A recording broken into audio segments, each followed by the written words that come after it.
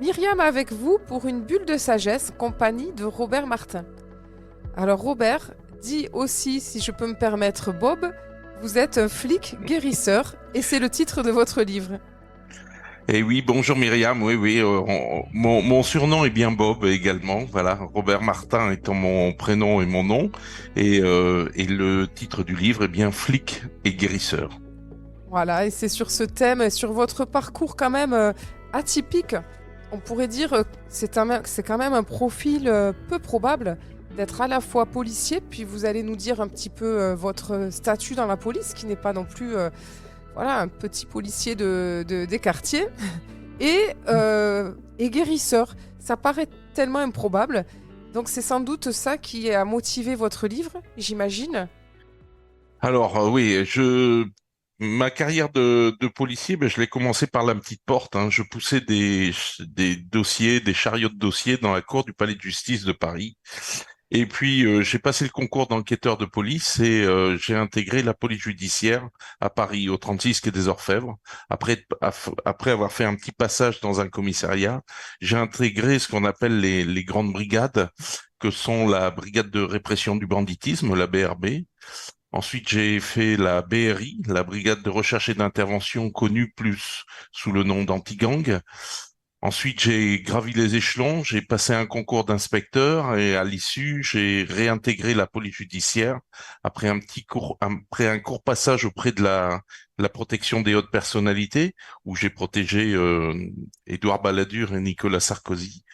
Et ensuite, là, réintégré la brigade criminelle, la section antiterroriste de la brigade criminelle.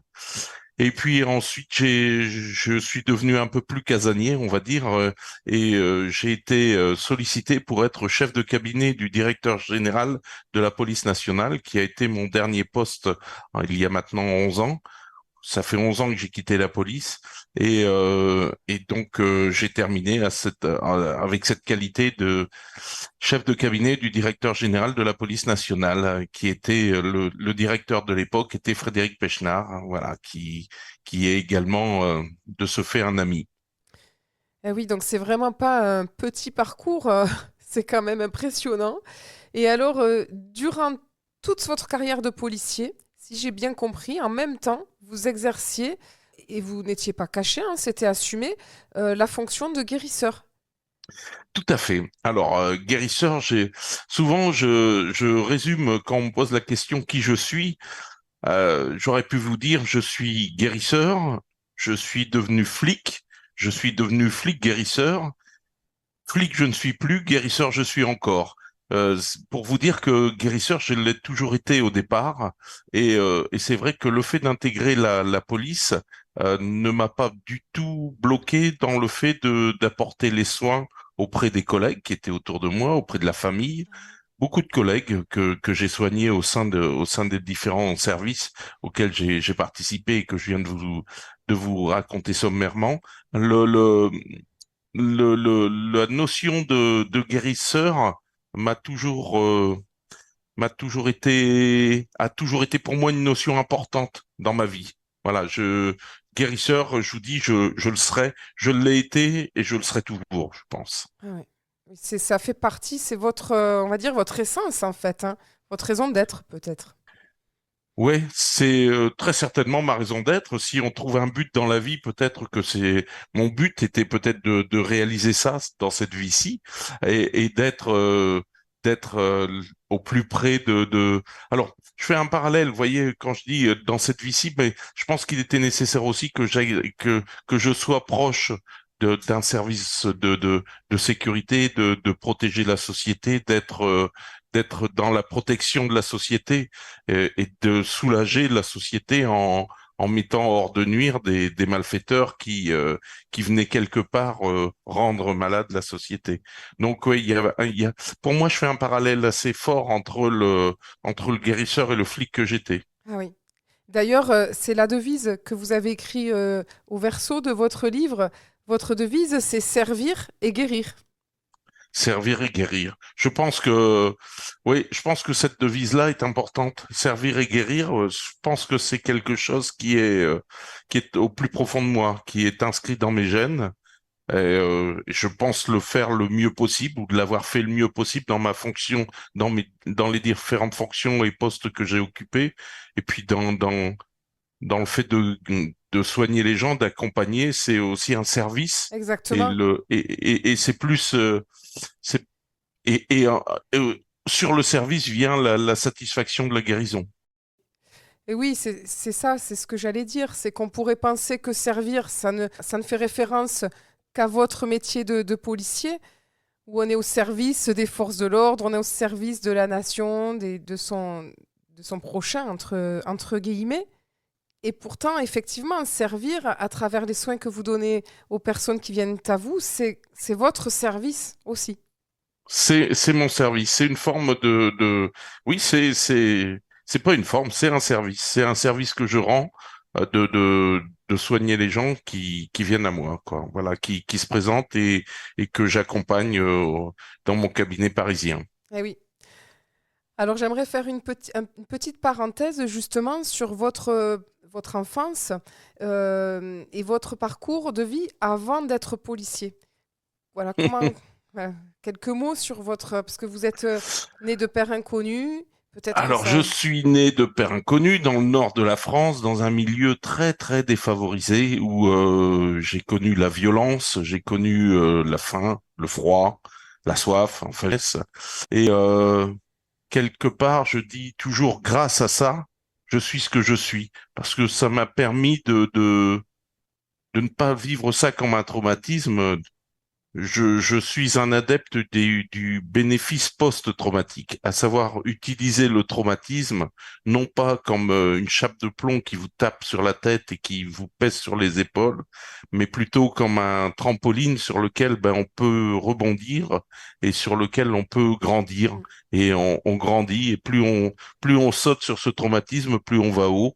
Et quelque part, ben, c'est Ah oui. peut-être aussi cette fonction-là qui a été d'écrire le livre, même si je ne décris pas par le détail, enfin je décris certains détails dans le livre de ma prime jeunesse, un peu sordide, mais j'aurais pu noircir le tableau et raconter d'autres anecdotes épouvantables, mais qui m'ont permis non pas dans une forme de traumatisme, d'être plutôt dans l'acceptation de ça Oui. et de se dire ce qui s'est passé là, ben, ça doit me permettre d'être meilleur, Ah ouais, ouais. d'aller plus haut. Ah ouais.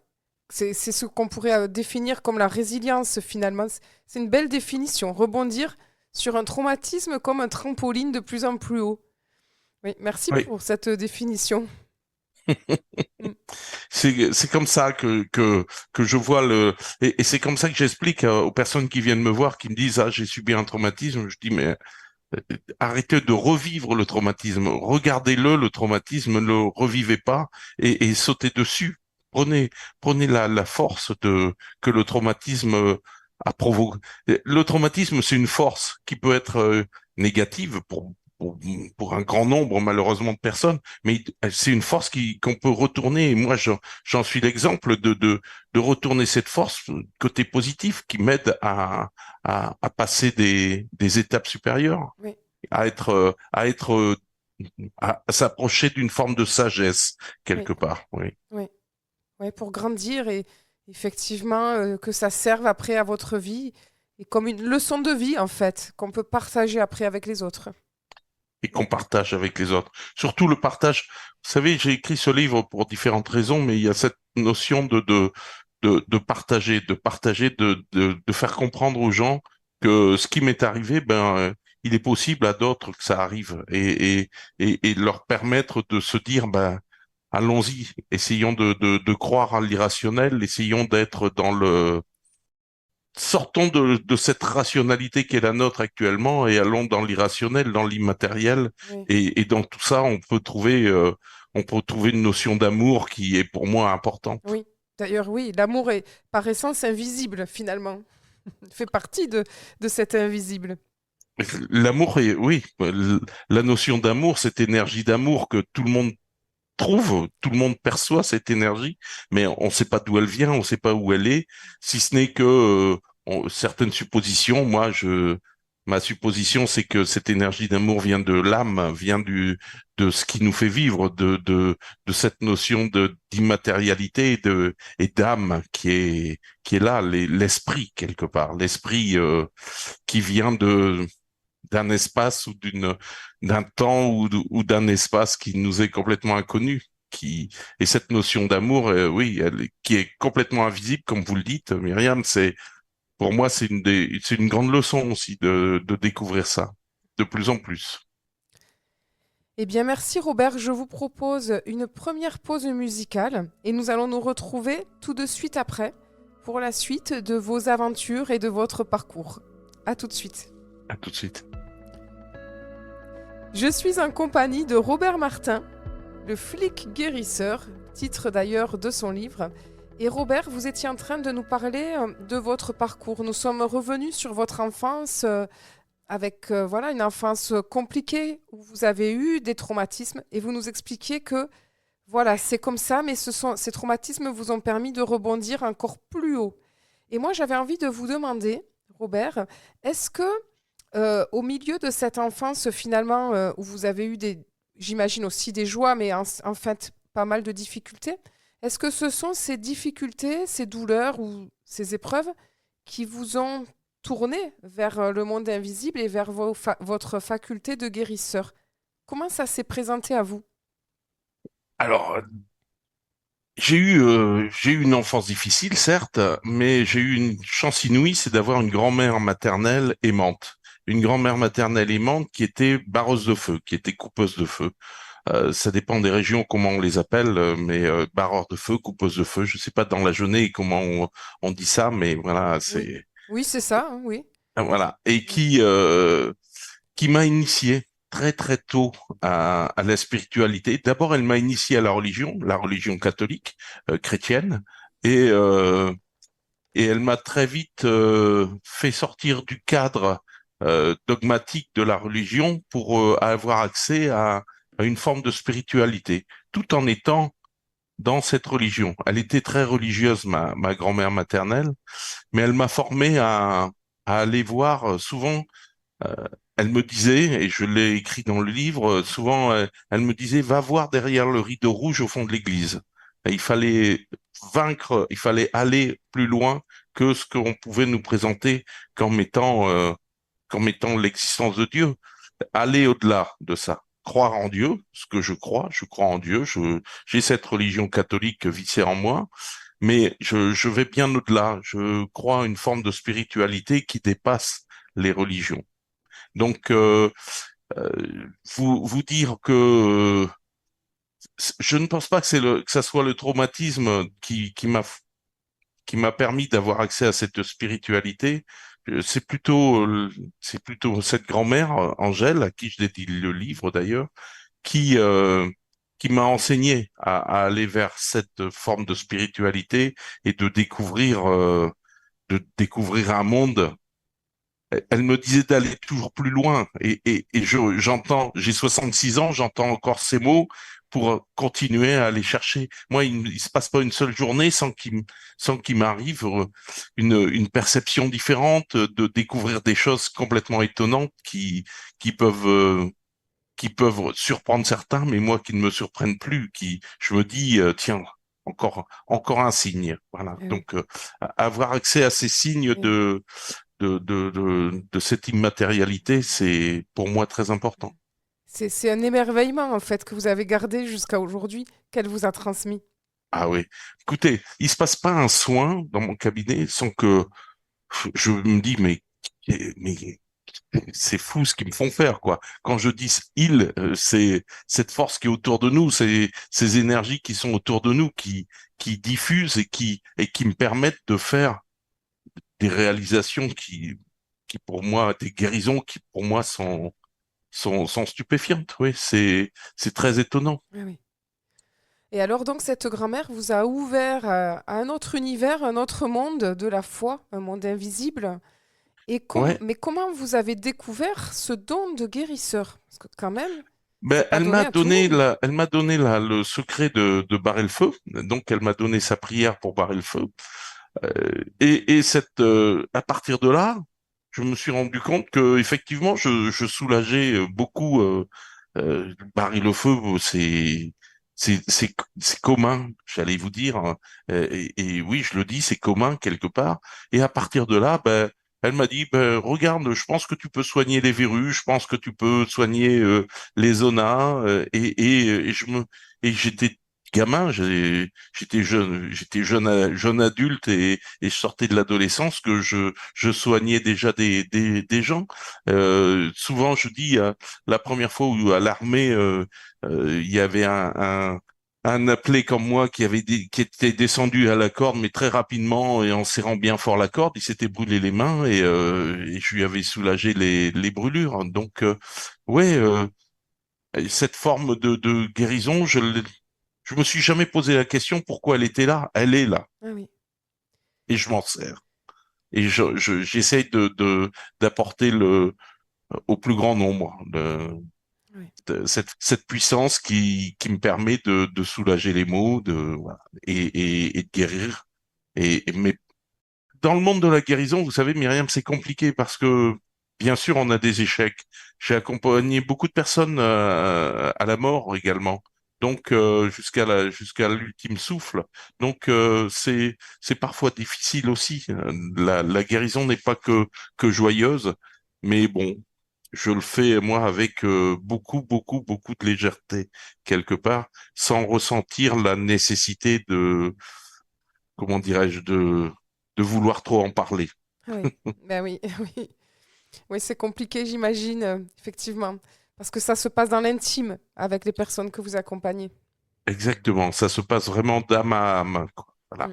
Mm. Souvent, moi, je dis, euh, pour quelquefois, c'est une forme quelque part de non prise en compte de ce que je suis, mais souvent je dis je ne suis qu'un canal qui permet la guérison de la personne qui vient chercher sa guérison et elle m'utilise pour aller chercher une guérison qui est autour d'elle ou qui est en elle, Oui. qui réveille quelque chose. C'est presque de l'auto-guérison que Oui. les gens viennent. Oui.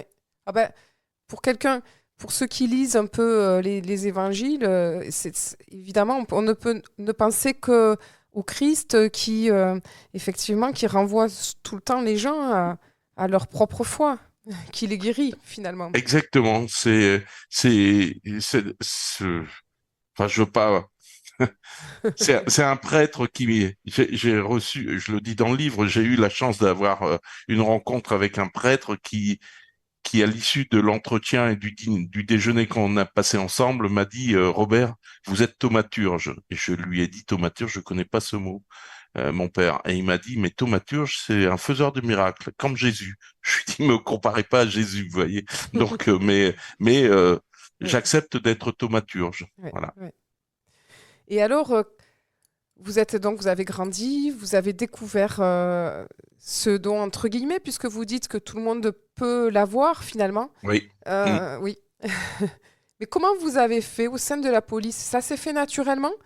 Pour... Alors ouais, il faut, vous savez, la police a une idée comme, enfin, a une image, mais qui commence heureusement à ne plus être cette image-là, comme si elle était refermée sur elle-même et qu'elle était close, qu'on n'était que entre nous et que non, c'est pas du tout ça. La police est très ouverte à tout et la preuve en est, c'est que ben moi, dès l'instant où j'ai commencé à pratiquer dans la police, euh, j'ai été admis partout dans tous les services, au point que et je le dis de manière anecdotique, mais au point que sur certains postes que j'ai occupés, j'arrivais au poste dans la nouvelle fonction et au bout de quelques jours, il y avait quelqu'un qui venait qui me disait, ah, donc c'est bien vrai, tu es guérisseur. Ça veut dire que la notion de guérisseur était passée avant mes propres capacités à être à ce poste. Donc, euh, c'était complètement Oui. admis.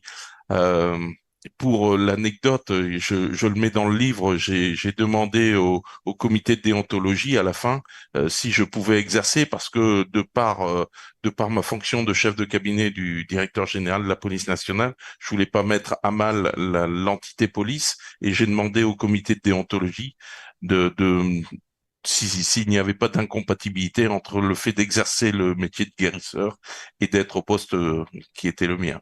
Et ils m'ont donné cette autorisation. Ah ouais, c'est quand même assez incroyable. Parce que j'ai pas C'est tout, incroyable. je n'ai Oui, pas vous la toujours trouvez ah oui, à la fin du livre, vous avez le fac-similé de l'autorisation. ah oui, oui.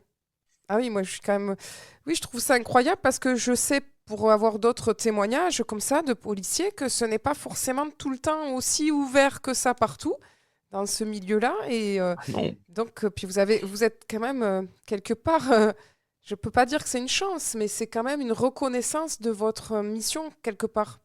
Oui. Ben, je le dis dans le livre, je suis décoré de la Légion d'honneur et de l'Ordre national du mérite. Ce sont des distinctions honorifiques très importantes en France. Et ces deux distinctions, je me suis posé la question de savoir si c'était par rapport à mon métier de policier ou par rapport à mon métier de guérisseur. Oui, peut-être un petit clin d'œil du ciel. Peut-être. Alors, merci Robert. Je vais vous proposer une seconde pause musicale et nous allons nous retrouver tout de suite après pour la suite de vos aventures policières et de guérisseurs. À tout de suite. À tout de suite. Bienvenue dans ma bulle de sagesse. Je suis avec Robert Martin qui nous parle de son parcours en tant que flic et en tant que guérisseur. Et donc voilà, nous avons parlé de votre enfance, de votre grand-mère qui vous a ouvert à la foi, si on peut dire, au monde invisible. Puis nous sommes revenus sur vos talents de guérisseur.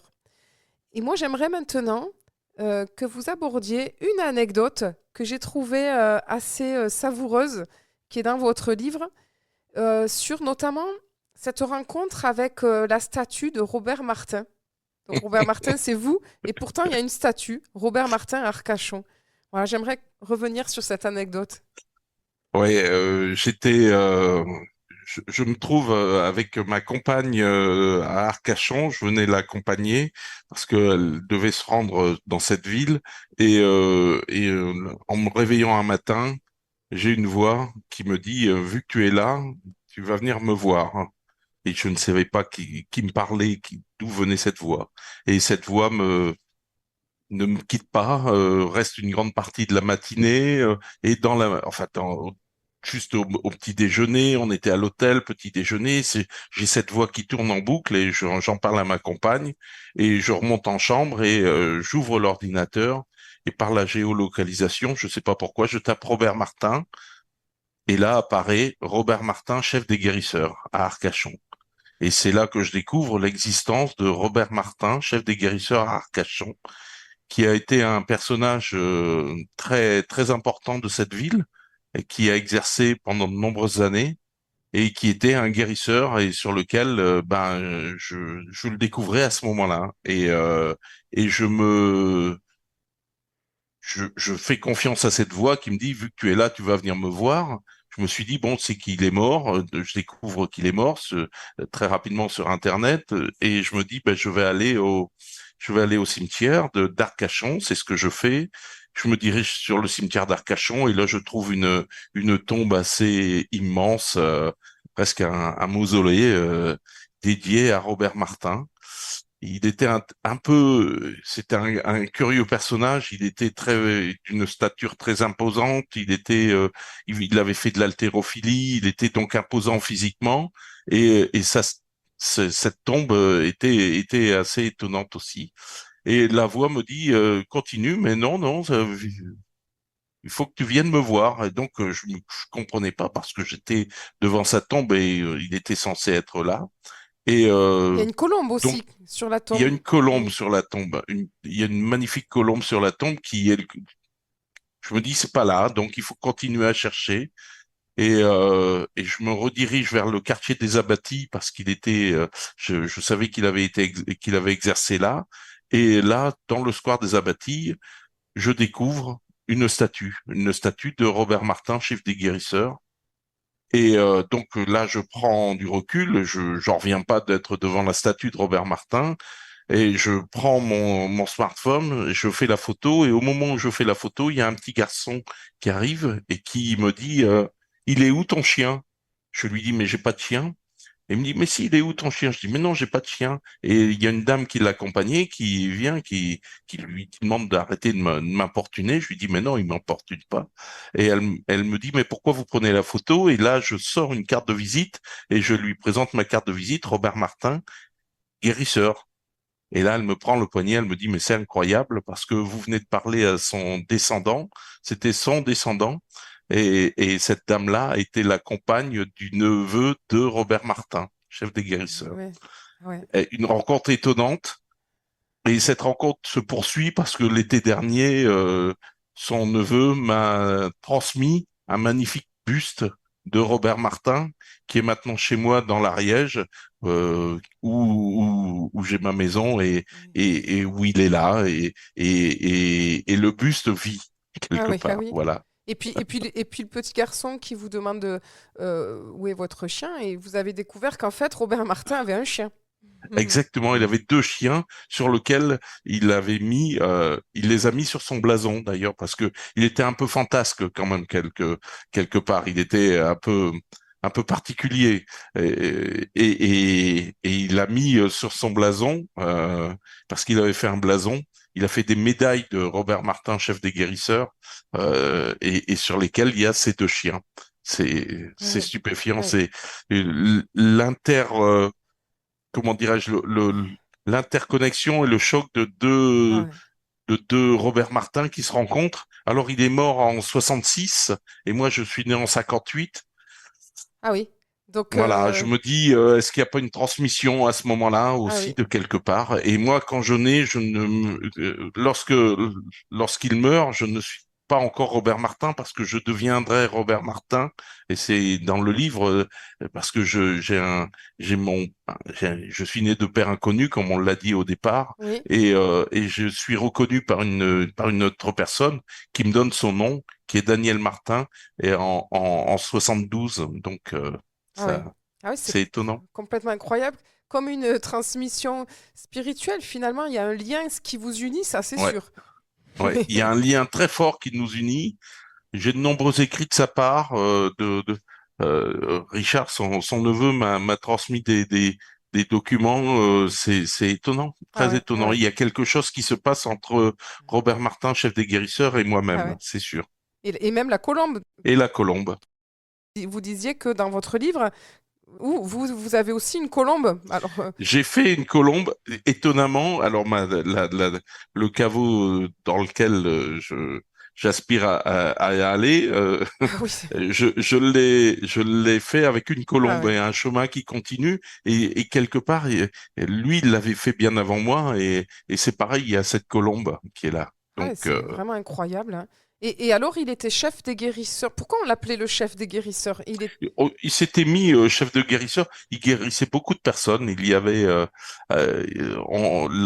souvent on parle de cars entiers qui venaient aux abattis et ils soignaient les gens de 7 heures non, de midi à 21 heures. Il soignait à partir de midi jusqu'à 21 heures des gens qui venaient le voir et qui venaient même en car de Bordeaux, Ah de ouais. toute la région, qui venaient se faire soigner. Alors, il avait eu mal à partie avec les médecins, avec l'ordre des médecins, et il était devenu anglican, prêtre anglican, et il disait que c'était sa fonction de prêtre anglican qui lui apportait la guérison.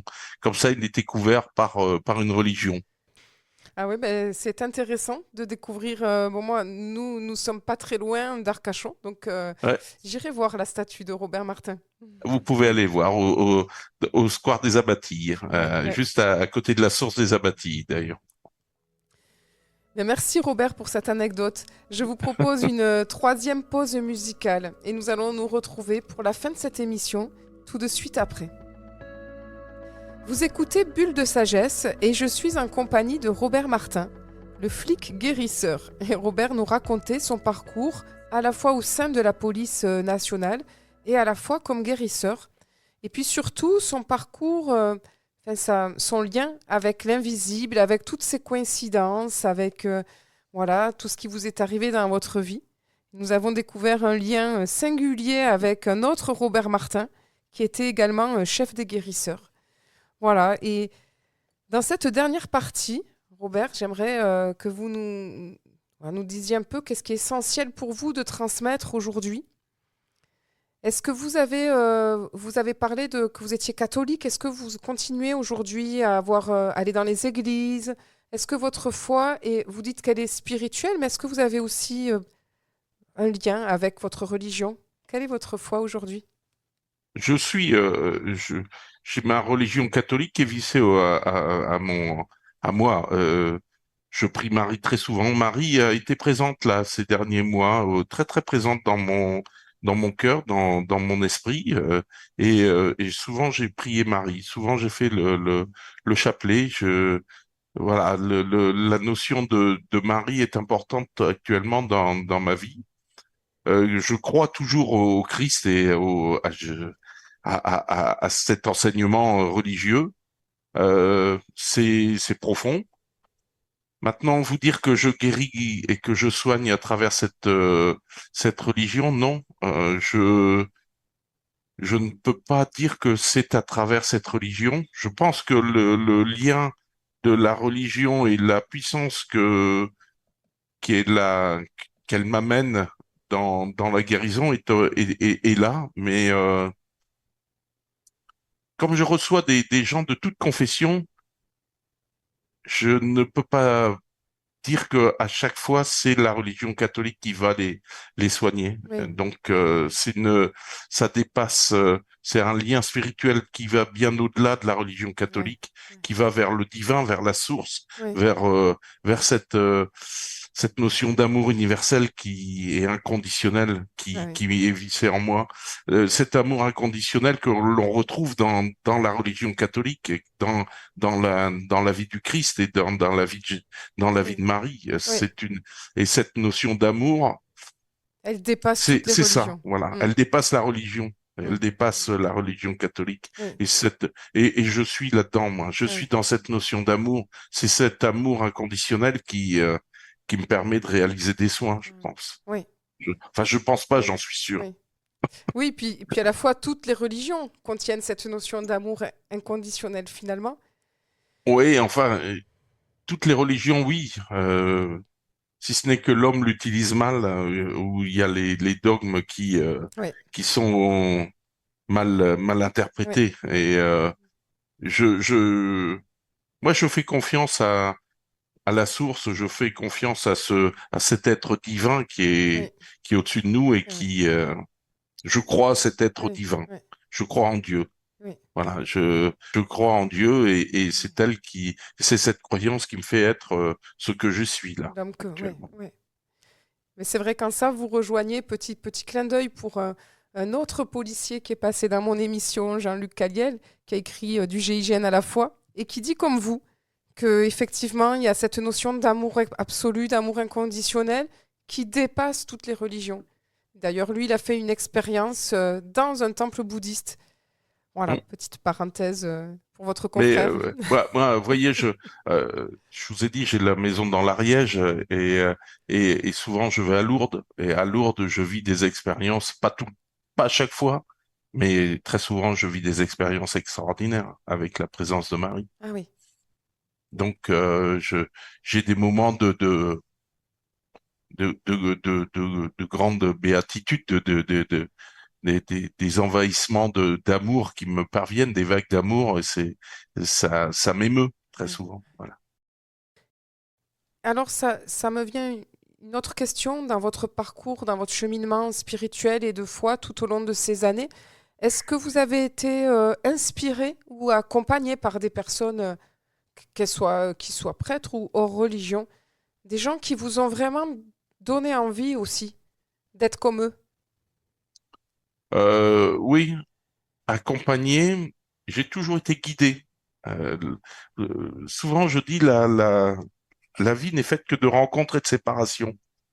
Donc, on a des rencontres de quelques minutes, on a des rencontres de beaucoup d'années, on a des rencontres de plusieurs dizaines d'années, mais on a des rencontres de quelques secondes ou quelques minutes et qui nous marquent. Donc ouais, il y a eu tout un tas de personnes que j'ai rencontrées qui m'ont marqué et, euh, et qui me permettent d'être ce que, de croire en cette en cette destinée que Dieu me fait vivre. Et vous avez des rencontres de plusieurs années aussi? Vous avez dit qu'il y en a de trois sortes, de trois Oui, il y a sortes. trois sortes, oui, non, mais des rencontres de plusieurs années, oui, vous savez, j'ai mes enfants, ce sont des belles rencontres, j'ai ma compagne, c'est une belle rencontre. Voilà, il y a des gens, il y a des amis que je continue avec qui je continue à être ami depuis 40 ans, depuis plus de 40 ans, et et je trouve ça énorme de ces amis-là m'aident à être ce que je suis aussi. L'amitié est importante. Au-delà de la spiritualité, j'ai eu des rencontres avec des gens très spirituels qui m'ont montré un chemin très intéressant. Ensuite, ces gens-là, ben, une fois qu'ils vous ont montré le chemin, ils s'éloignent de votre propre chemin et vous continuez à cheminer, mais vous gardez cette rencontre comme étant importante. Oui. Et, euh, et c'est et tout ça fait que ben Oui. on est dans l'amour. Oui. Et alors aujourd'hui, donc que ce soit à travers ces rencontres qui vous ont montré le chemin ou par votre grand-mère aussi, dont vous avez parlé au début, est-ce que vous aujourd'hui vous montrez le chemin à qui? Est-ce que vous transmettez vos connaissances, votre don? Est-ce que c'est prévu? Alors j'essaye de transmettre le maximum de ce que je perçois pour avoir une confirmation que eux sont capables aussi de faire des choses et je leur dis mais écoutez votre cœur, écoutez votre âme, écoutez ce que vous avez envie de faire et laissez-vous aller vers vers l'apport du soin de l'autre. Euh, c'est parfois très compliqué. Moi, le nombre de fois où je me dis, mais heureusement, je n'ai jamais baissé les bras, j'ai continué à être ce que je suis pour être ce que je suis là maintenant. Et je leur dis, bah, allez-y, faites comme moi, autorisez-vous à accepter à accepter à accepter tout. L'acceptation est un grand mot. Je Oui, pense le mot acceptation, il faut tout accepter. Il faut accepter les, il faut accepter les réussites, il faut accepter les les échecs, il faut échecs. accepter le bonheur, les moments de malheur. Il Mhm. faut tout accepter. Mm. Donc cette notion d'acceptation, j'essaye de faire passer ça, oui, comme Ouais, message. ouais. Accepter. Mais c'est un des plus grands messages que je voudrais faire passer à travers le livre. euh, c'est cette notion d'amour inconditionnel, Oui. cette notion d'amour qui devrait nous permettre de vaincre toute cette noirceur qui est autour de nous actuellement Oui. et d'aller vers une lumière chaude et bienfaisante. Et donc, plus précisément, est-ce que vous avez envisagé, ou est-ce qu'on vous l'a peut-être demandé, de former, vous, les personnes, de leur transmettre à la fois vos connaissances, j'allais dire pratiques, et à la fois tout ce... Alors, la transmission est moi, je donne beaucoup d'indications. Je ne fais pas de formation. Je suis contre les formations. Voilà. Je sais que à chaque fois que je dis ça, je me fais pas des copains parce que quand je vois fleurir des formations pour devenir magnétiseur à 1 200 euros, 1 500 euros le week-end, je trouve ça scandaleux, proprement scandaleux. Maintenant, chacun fait ce qu'il veut, Ouais, mais c'est pas ma façon d'être, c'est pas ma façon de faire. Je pense qu'il faut accompagner les gens qui veulent être des soignants. Maintenant, tout le monde ne peut pas être soignant. Pour être soignant, c'est pas dur. Il faut avant tout s'aimer, s'aimer en totalité, mais s'aimer d'un mhm, amour oui, immense. Il faut être plein ouais, de soi, ouais, plein d'amour de soi pour pouvoir accompagner quelqu'un et les soulager et leur permettre d'avoir accès aux soins ouais, eux-mêmes ouais. après.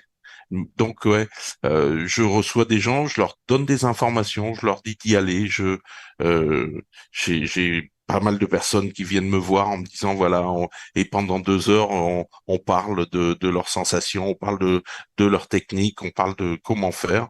Mais il est hors de question de faire des stages de formation et ainsi de suite. Après, participer à des réunions et dire aux gens, ben voilà, ce qu'il vous faut, oui, mais à un coût raisonnable, et Oui, oui, pas 1 200 euros le week-end. oui, bien sûr. Et Parce que cette notion d'argent, c'est pareil. Souvent, on me dit, ah, mais vous n'êtes pas un vrai guérisseur vu que vous faites payer. Il fut un temps où je ne faisais pas payer et c'était compliqué.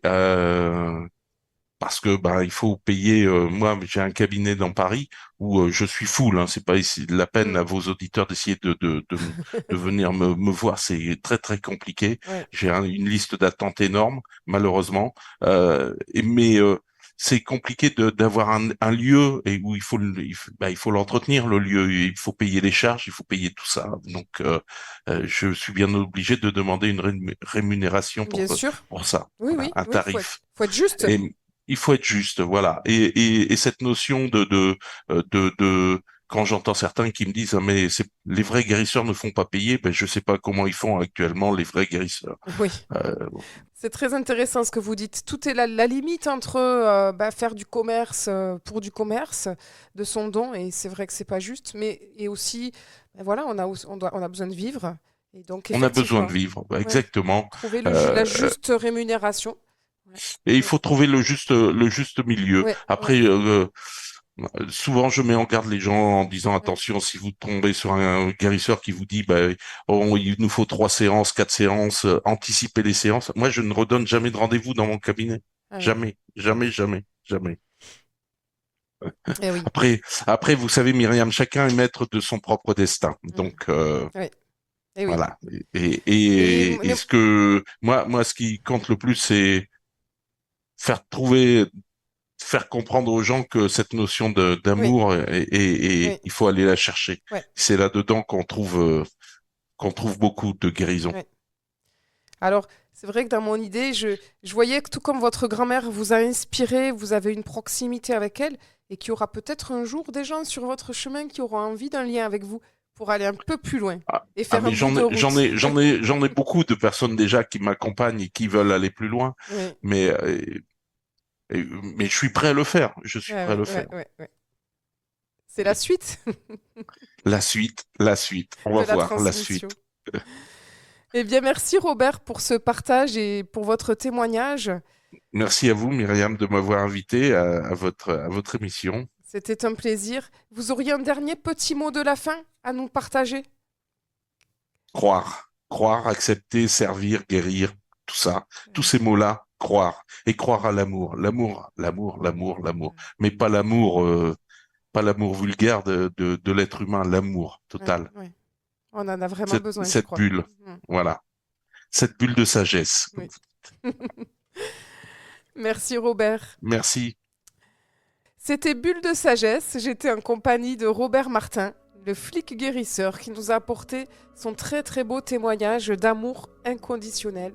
Et c'est sur ces belles paroles que je vais terminer cette émission. merci Myriam. Et quant à moi, je vous donne rendez-vous la semaine prochaine pour une autre bulle de sagesse. Belle semaine à tous!